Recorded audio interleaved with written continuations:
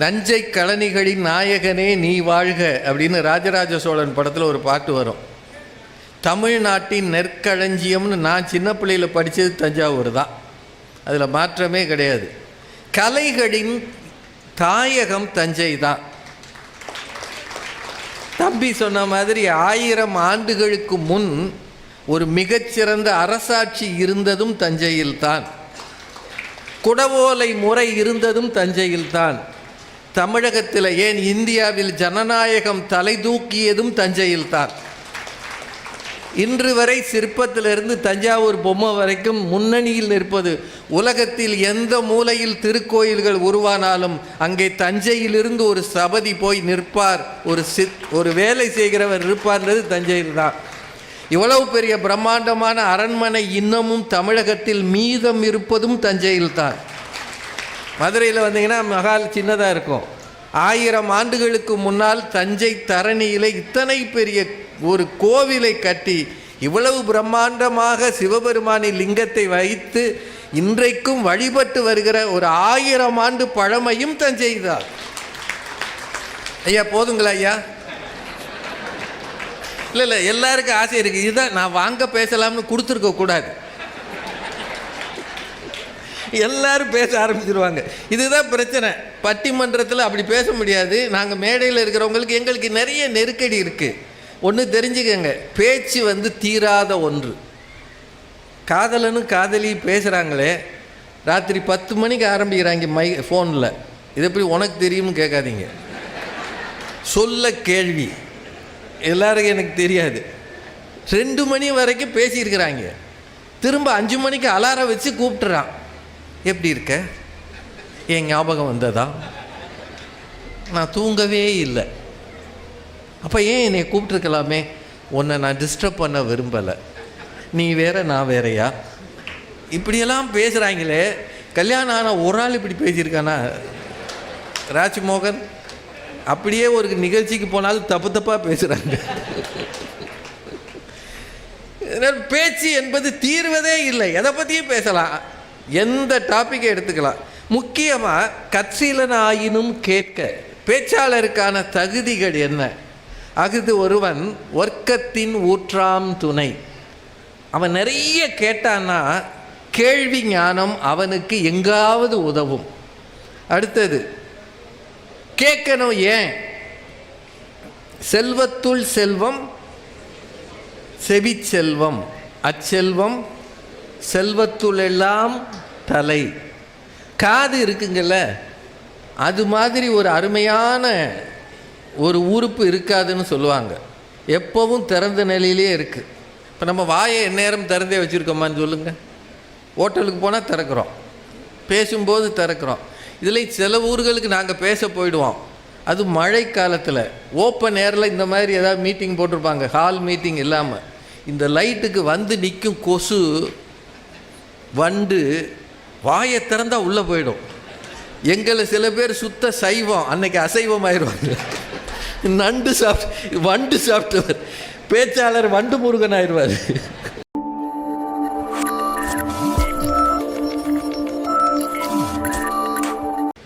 இது முக்கியம் இல்லையா? நீங்கள் அமைதியாக இருந்தீங்கன்னா சீக்கிரம் முடிச்சிடுவேன். அதுதாங்க வேணும், சீக்கிரம் போய் சாப்பிடணும். நட்பும் தயையும் கொடையும் பிறவி குணம். அது ஏங்க ஒரு சிலருக்கு மட்டும் கொடுக்கணும்னே தோணுது? ஏன் மகாபாரதத்தில் கர்ணனால் அவ்வளவு கொடுக்க முடிந்தது? மாமன்னன் கர்ணனோ தன் கரம் நீட்டுவான், மற்றவர் எடுத்துக்கொள்வார் பாட்டு எழுதினார். மற்றவெல்லாம் இப்படி கொடுப்பான், அவன் நீட்டுவான், எது வேணாலும் எடுத்துக்கிடான்வான். அது ஏன் அவனுக்கு வைத்தது? அது பிறவி குணம். தயை, மற்றவர் மீது காட்டுகிற அன்பு, இரக்கம், இதெல்லாம் பிறவி குணம். இப்போது பேச்சு அப்படின்றது நாப்பழக்கம். எவ்வளவு பேசுகிறீங்களோ அவ்வளவுக்கு நல்லது. இப்போ சில பேர் இந்த சின்ன பிள்ளைகள் மேலே திணிக்கிறாங்க, நீ பேச்சாளராகு எப்படியாவது பேசவான்னு. சத்தியமாக சொல்கிறேன், திணிக்காதீங்க. உங்கள் பிள்ளைக்கு மொழியின் மீது பற்று இருந்து இலக்கிய ஆர்வம் இருந்தால் அவனாக பேச்சாளராக வருவான்.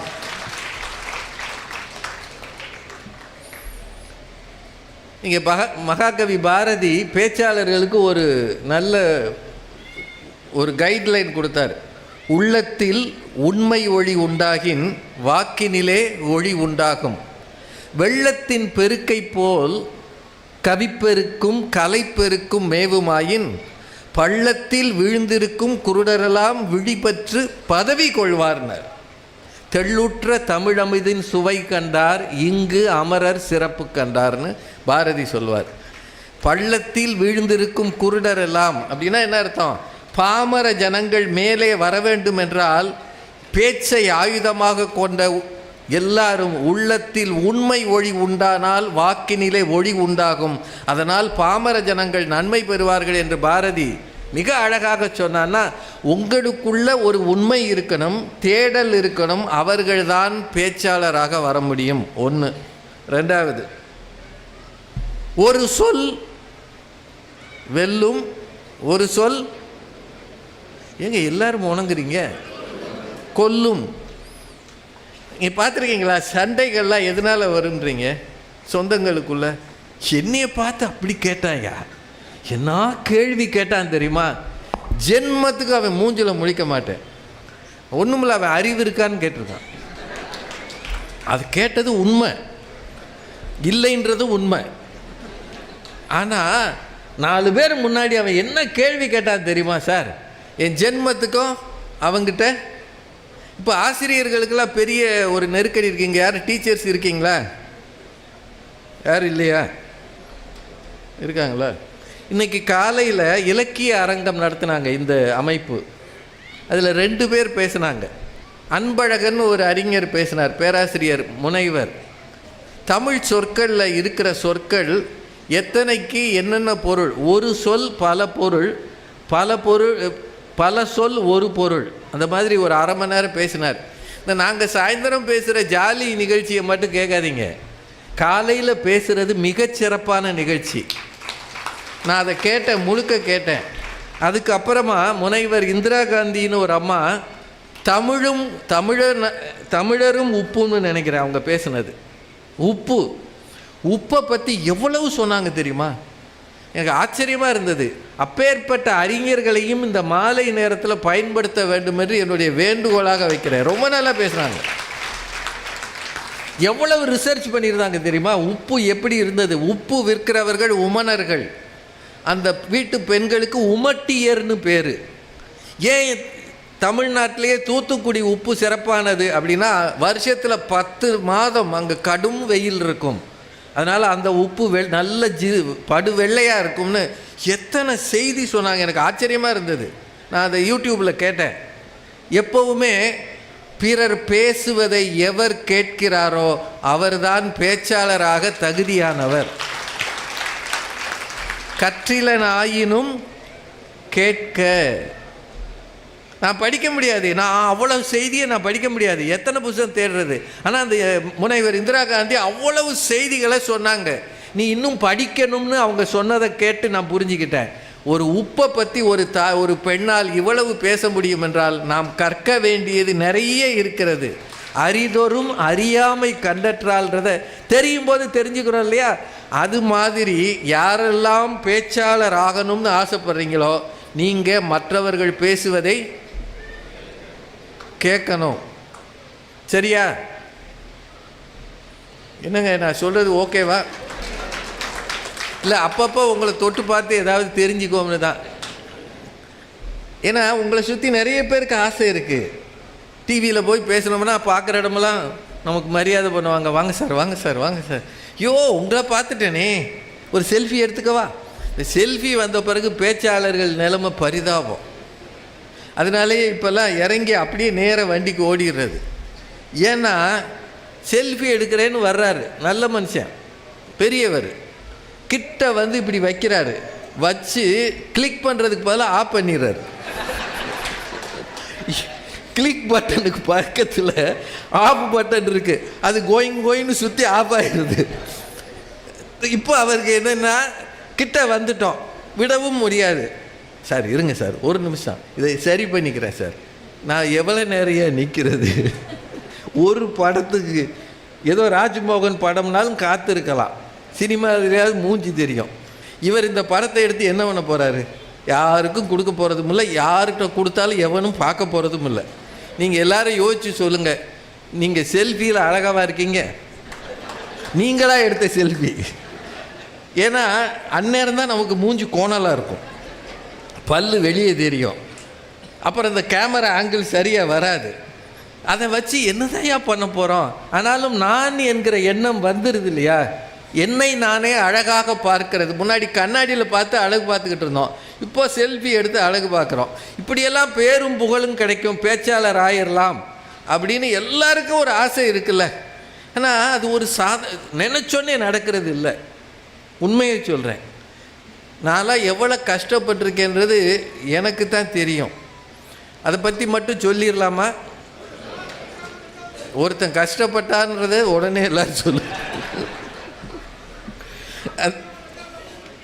என்னங்க சரியா கேட்கல அவர் சொல்றது. தஞ்சாவூரை பற்றியா? தஞ்சாவூர் தாங்க உலகத்திலேயே மிகச்சிறந்த நகரம். இல்லை, நான் வேடிக்கைக்கு சொல்லலைங்க.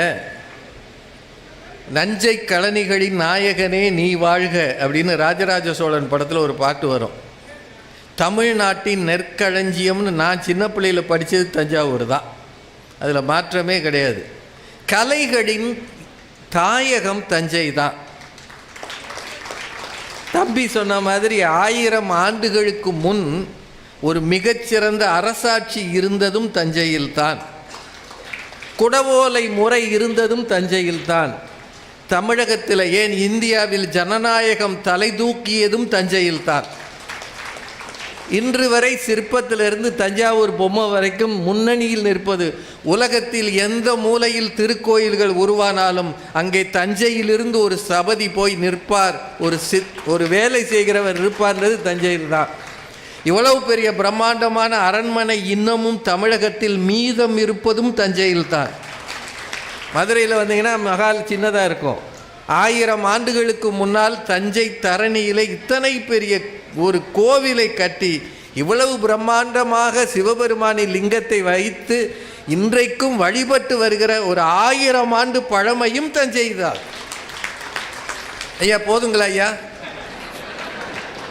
இல்லை, எல்லாருக்கும் ஆசை இருக்குது. இதுதான் நான் வாங்க பேசலாம்னு கொடுத்துருக்க கூடாது. எல்லாரும் பேச ஆரம்பிச்சிருவாங்க. இதுதான் பிரச்சனை. பட்டிமன்றத்தில் அப்படி பேச முடியாது. நாங்கள் மேடையில் இருக்கிறவங்களுக்கு எங்களுக்கு நிறைய நெருக்கடி இருக்குது. ஒன்று தெரிஞ்சுக்கங்க, பேச்சு தீராத ஒன்று. காதலனும் காதலி பேசுகிறாங்களே, ராத்திரி 10 மணிக்கு ஆரம்பிக்கிறாங்க ஃபோனில். இது எப்படி உனக்கு தெரியும்னு கேட்காதீங்க. சொல்ல கேள்வி எல்லாருக்கும் எனக்கு தெரியாது. 2 மணி வரைக்கும் பேசியிருக்கிறாங்க. திரும்ப 5 மணிக்கு அலாரம் வச்சு கூப்பிட்டுறான். எப்படி இருக்க? என் ஞாபகம் வந்ததா? நான் தூங்கவே இல்லை. அப்போ ஏன் என்னை கூப்பிட்டுருக்கலாமே? உன்னை நான் டிஸ்டர்ப் பண்ண விரும்பலை, நீ வேற நான் வேறையா? இப்படியெல்லாம் பேசுகிறாங்களே. கல்யாணம் ஆனால் ஒரு ஆள் இப்படி பேசியிருக்கானா? ராஜ்மோகன் அப்படியே ஒரு நிகழ்ச்சிக்கு போனாலும் தப்பு தப்பாக பேசுகிறாங்க. பேச்சு என்பது தீர்வதே இல்லை. எதை பற்றியும் பேசலாம், எந்த டாப்பிக்கை எடுத்துக்கலாம். முக்கியமாக கற்சிலன் ஆயினும் கேட்க பேச்சாளருக்கான தகுதிகள் என்ன? அஃது ஒருவன் ஒர்க்கத்தின் ஊற்றாம் துணை. அவன் நிறைய கேட்டான்னா கேள்வி ஞானம் அவனுக்கு எங்காவது உதவும். அடுத்தது கேட்கணும். ஏன்? செல்வத்துள் செல்வம் செவிச்செல்வம், அச்செல்வம் செல்வத்துள் எல்லாம் தலை. காது இருக்குங்கள்ல, அது மாதிரி ஒரு அருமையான ஒரு உறுப்பு இருக்காதுன்னு சொல்லுவாங்க. எப்போவும் திறந்த நிலையிலே இருக்குது. இப்போ நம்ம வாயை எந்நேரம் திறந்தே வச்சுருக்கோமான்னு சொல்லுங்கள். ஹோட்டலுக்கு போனால் திறக்கிறோம், பேசும்போது திறக்கிறோம். இதில் சில ஊர்களுக்கு நாங்கள் பேச போயிடுவோம். அது மழை காலத்தில் ஓப்பன் ஏரில் இந்த மாதிரி ஏதாவது மீட்டிங் போட்டிருப்பாங்க, ஹால் மீட்டிங் இல்லாமல். இந்த லைட்டுக்கு நிற்கும் கொசு வண்டு வாயை திறந்தால் உள்ளே போயிடும். எங்களை சில பேர் சுத்த சைவம், அன்னைக்கு அசைவம் ஆயிடுவாங்க. வண்டு சாப்பிட்டவர் பேச்சாளர் வண்டு முருகன் ஆயிடுவார். குற்றமே காக்க பொருளாக குற்றமே அற்றன் தரும் பகை முயுவ விளக்க உரை. குற்றமே ஒருவனுக்கு அழிவை உண்டாக்கும் பகையாகும். ஆகையால் குற்றம் செய்யாமல் இருப்பதே நோக்கமாகக் கொண்டு காத்துக் கொள்ள வேண்டும். சாலமன் பாப்பையா விளக்க உரை. அரசிற்கு அழிவு தரும் பகை மனக்குற்றந்தான். அதனால் அக்குற்றம் தன்னிடம் வராமல் காப்பதையே பொருளாகக் கொள்ள வேண்டும். கலைஞர் விளக்க உரை. குற்றம் புரிவது அழிவை உண்டாக்கக்கூடிய பகையாக மாறுவதால் குற்றம் புரியாமல் இருப்பது என்பதையே நோக்கமாகக் கொள்ள வேண்டும். குற்றமே காக்க பொருளாகக் குற்றமே அற்றன் தரும் பகை முயூவ விளக்க உரை. குற்றமே ஒருவனுக்கு அழிவை உண்டாக்கும் பகையாகும். ஆகையால் குற்றம் செய்யாமல் இருப்பதே நோக்கமாகக் கொண்டு காத்துக் கொள்ள வேண்டும்.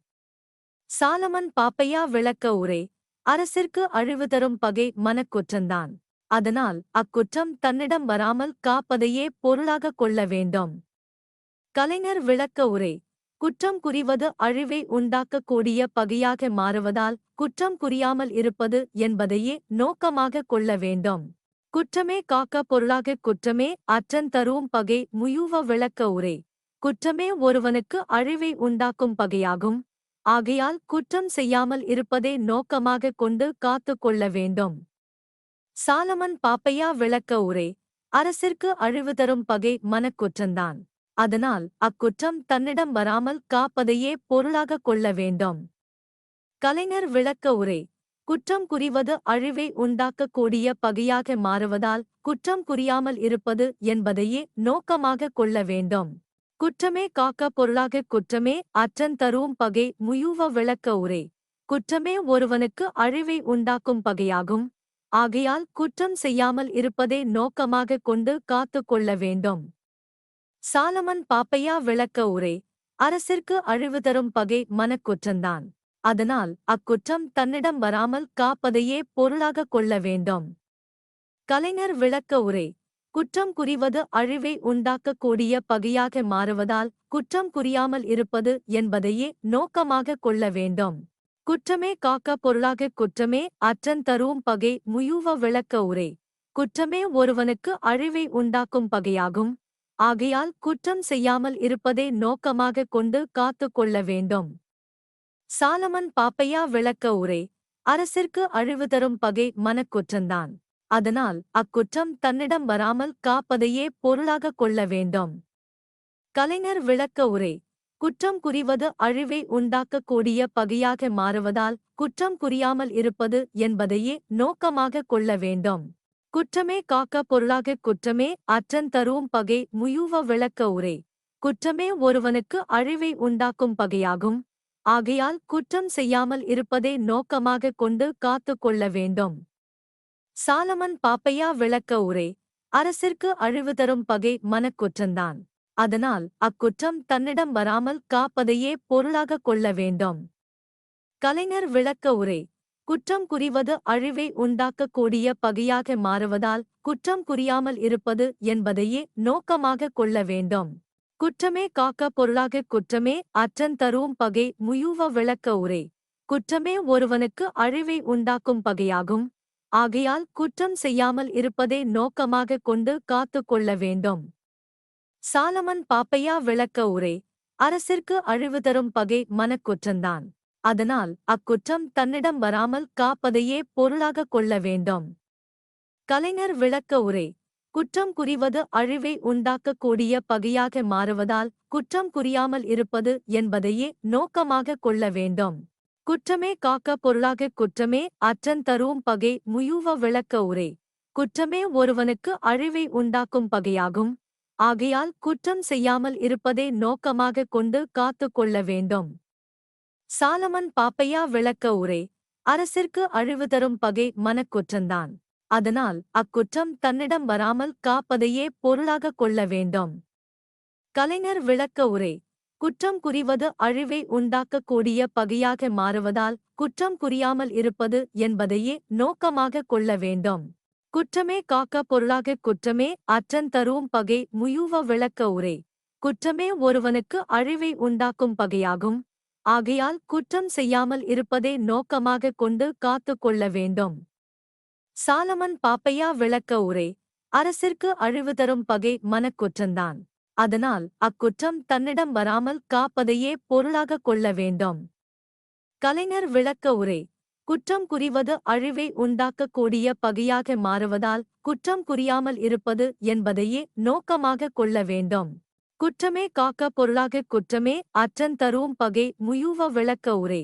குற்றமே ஒருவனுக்கு அழிவை உண்டாக்கும் பகையாகும். ஆகையால் குற்றம் செய்யாமல் இருப்பதை நோக்கமாக கொண்டு காத்து கொள்ள வேண்டும். சாலமன் பாப்பையா விளக்க உரை. அரசிற்கு அழிவு தரும் பகை மனக்குற்றந்தான். அதனால் அக்குற்றம் தன்னிடம் வராமல் காப்பதையே பொருளாக கொள்ள வேண்டும். கலைஞர் விளக்க உரை. குற்றம் புரிவது அழிவை உண்டாக்கக்கூடிய பகையாக மாறுவதால் குற்றம் புரியாமல் இருப்பது என்பதையே நோக்கமாக கொள்ள வேண்டும்.